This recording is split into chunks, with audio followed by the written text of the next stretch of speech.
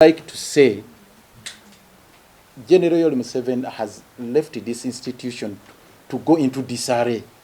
In fact, it has been decaying. Most of these positions you see, we do not have substantive office bearers. Majority of them are in acting capacities, including those you would expect ordinarily not to cause any controversy. Director Legal, why wait? Why don't you straight away appoint Director Legal? Director Treasury Services. We have had a lineup of so many people, one after another, acting capacity, until they resign. So that has been the case even with the Executive Director and the Deputy Executive Director. And up to this particular moment, there is that crisis in leadership at that level within the technical wing. I don't know up to this particular moment why General Museveni had to take that long to effect these appointments. I don't know why. And why some positions again were left vacant. Because there are quite a number of other positions which have not been filled. Very critical ones, including Director Treasury Services, the one who is in charge of our finances. The first appointment was Mr. Chambade. When he resigned, Kabugo Raymond took over. He also resigned. Now there is another one done. All of them in acting capacity. Why is it so difficult for a head of state to invoke his powers under the law to execute those duties? Very simple duties. So it's really very, very absurd.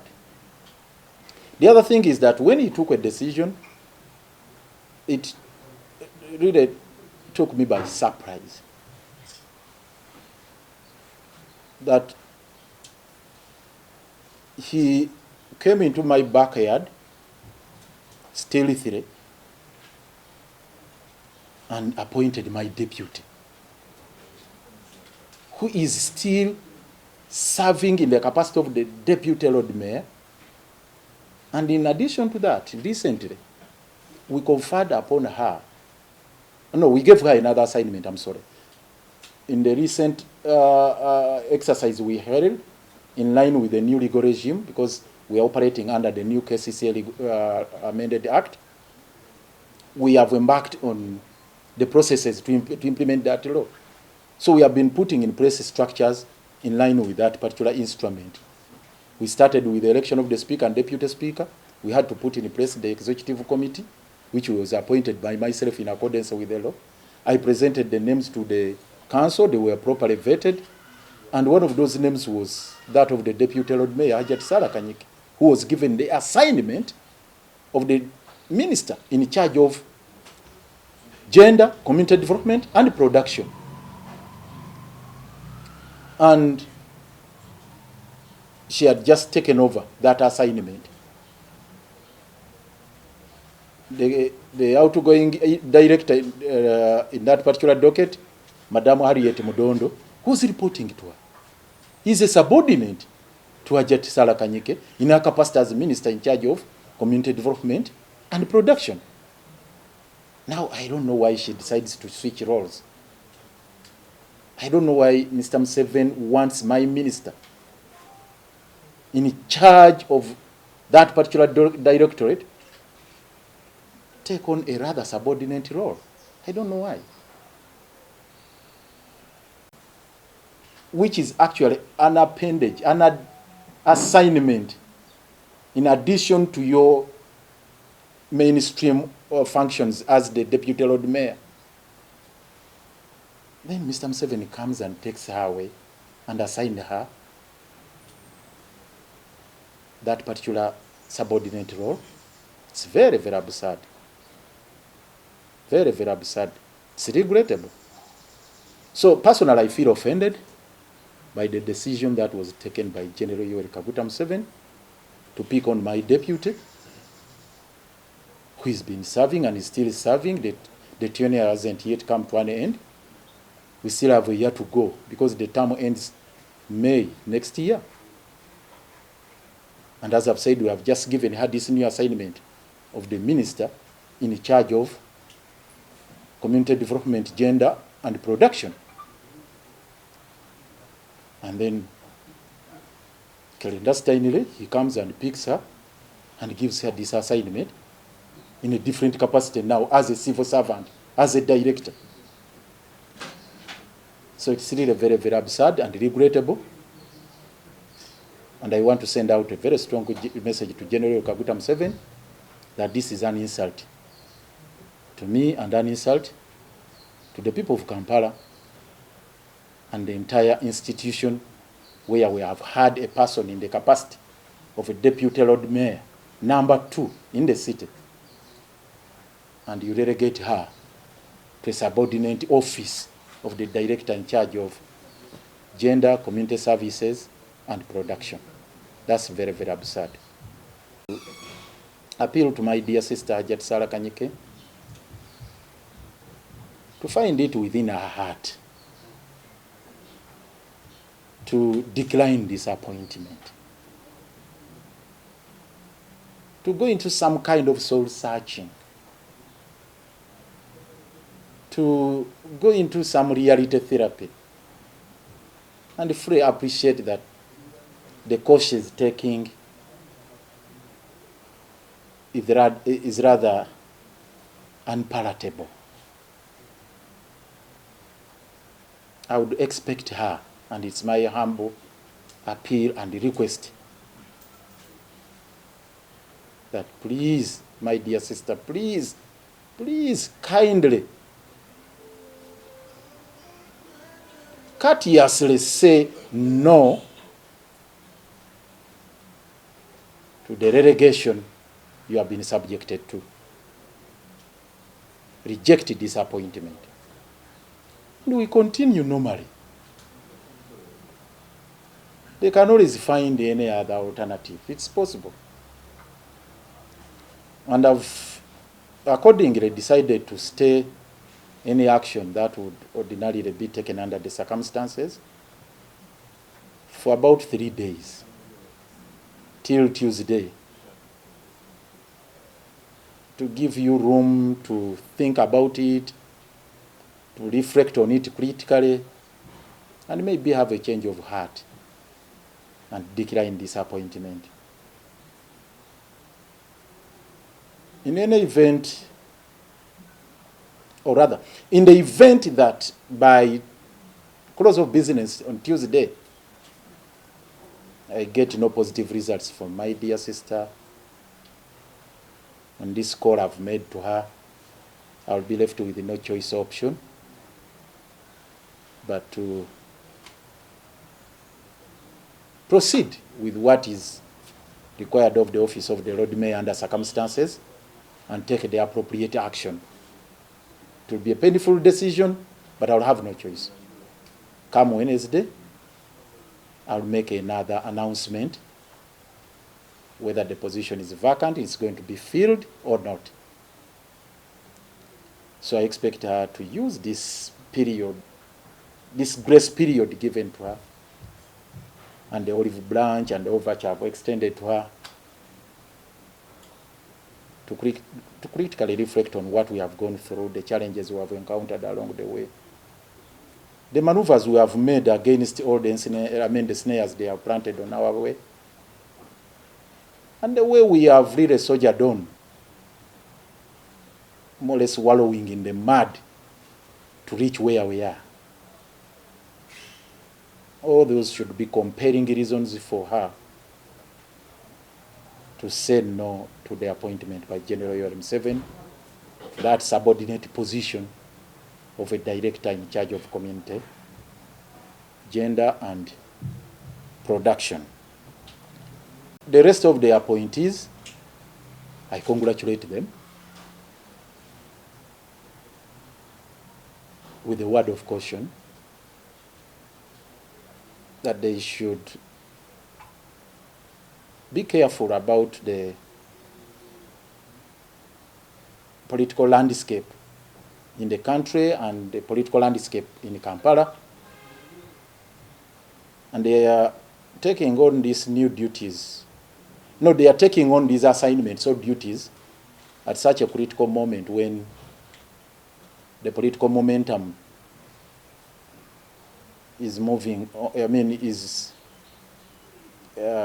getting high and high. The political temperatures are moving towards that direction, which is very hot. So they are taking on these assignments at this critical moment where politics is gaining momentum. So it's a very, very big challenge to them. They have to exercise a lot of self-restraint, not to be drawn into the politics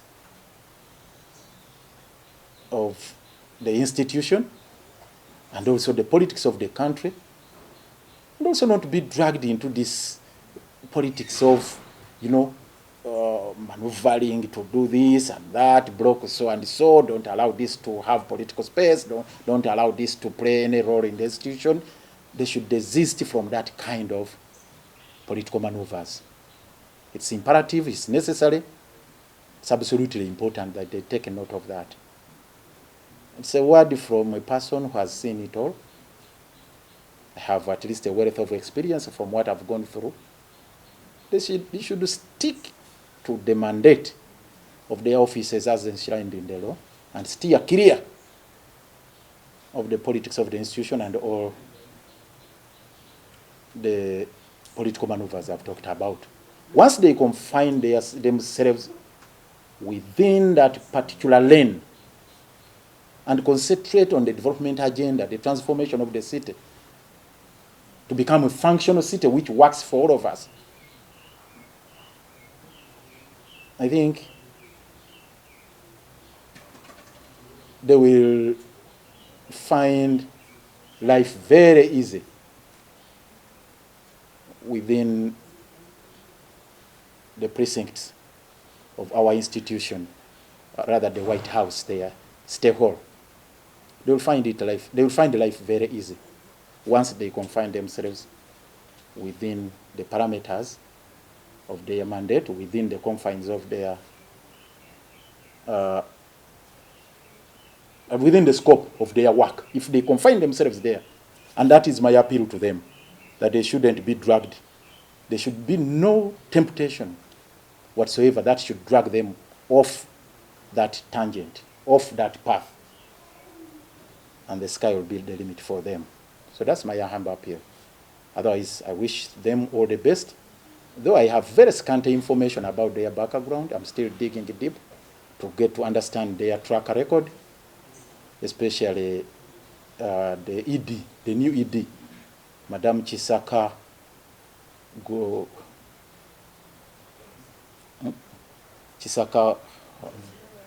Dorothy. There is little I've heard about her, and I really need to get to understand her profile, to understand her disposition, her credentials, her track record, her strengths and weaknesses. So I'm still digging deep to understand that and find a way of ensuring that we have a harmonious working relationship within the institution for the good of the people of Kampala. I pledge I'll do that unless she has a different assignment. And she has got, well, looking at the provisions of Section 17, the head of state does not enjoy absolute powers to appoint the executive director and the directors. No. Actually, it's a role which is shared by the presidency and public service. So it's the president who does the actual act of nominating the candidates.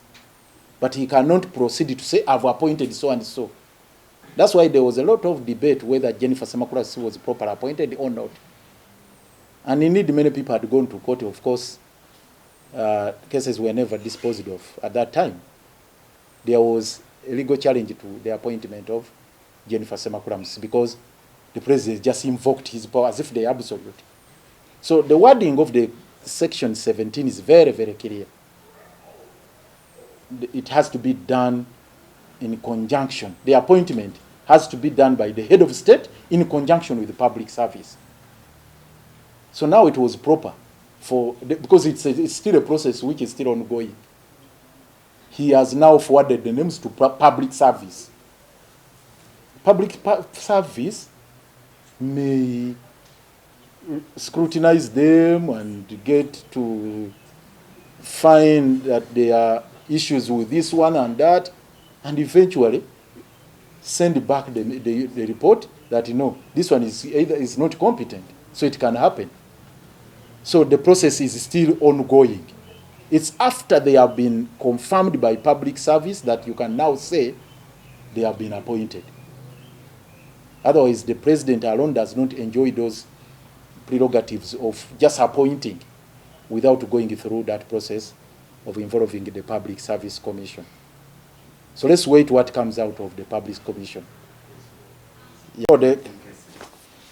Well, like you recall, we had this crisis at KCCA where they reported that we had 4 cases. And we got this information from low caliber leaders within the institution. And we declined to take action on that information unless it is substantiated.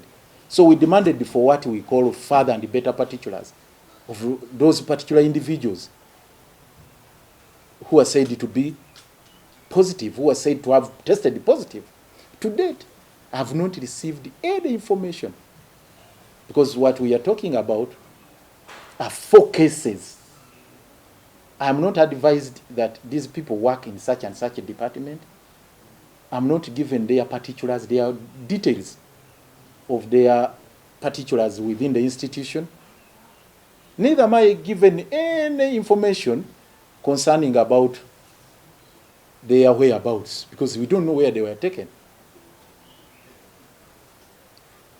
As we are still demanding for that detailed information, then we get a communication from the minister that myself and my team, the cabinet ministers, we got in contact with one of those suspects. And therefore, according to the guidelines given by the minister, we are supposed to go into self-isolation. I said, no.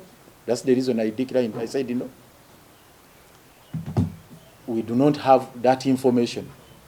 And of course, there are conspiracy theories, which may be having some grain of truth. We have had some conspiracy theories that probably it was a hoax to prepare ground for what is happening right now. Because Engineer Chitaka went into self-isolation as acting ED, he's going to return as a Director Engineering and Treasury Services. Samuel Serunkuma, the same story. He went into self-isolation as a Deputy Executive Director, now he's returning as Director Revenue. So, if you connect the dots, probably there is some scintilla of truth in those conspiracy theories. I don't want to give credence to those theories, but there could be some truth about it, and it is subject to investigation, but it's a matter which is really disturbing some of us. Yes. He's serving substantively. His contract is the Director for Engineering and Technical Services. In the first lot of the appointments, that was his designation. The role of ED was assigned to him as an additional duty in 2018 after the departure of Jennifer Semakula Musisi. But it was never his substantive appointment. Though we vouched for him and demanded that he should be confirmed as the substantive ED. It has not happened. It's been very, very unfortunate. Actually, it's the most unfortunate within the institution, because you cannot serve for that long, 1.5 years, and in your record you cannot show anywhere that you have ever served as the ED. So they have not been fair to Engineer Chitaka, because acting capacity is not part of your CV. He couldn't even resign or whatever. So he's been there in acting capacity. So they have been very, very unfair to him. So he's going to return in the capacity of Director Engineering and Technical Services, and some will also return as engineer, or rather, as Director Revenue. He's going to be in charge of our taxes, collecting trade licenses and whatever. So that's going to be the role of Samuel Serenkomo. Yes. So that is not possible. The law restricts the safety net. There is that pre-qualification for you to be appointed deputy road mayor. You must be a councillor. So the powers I'm given are limited to councillors. I have to pick from amongst the councillors. So if you have any name you'd want to come and fill the vacuum, you think about the available councillors. They are over 30. But we shall think about that on Wednesday. And I'm just putting your notice, whatever the decision taken by my dear sister, Wednesday, unless something extraordinary happens, there will be a press conference to announce what you are talking about. So right now, it's only about the commission to go for interviews, for vetting, for scrutiny. So that's going to be another phase altogether. And this is what gives me hope that probably my dear sister, before going into public service, she'll say, let me stop here.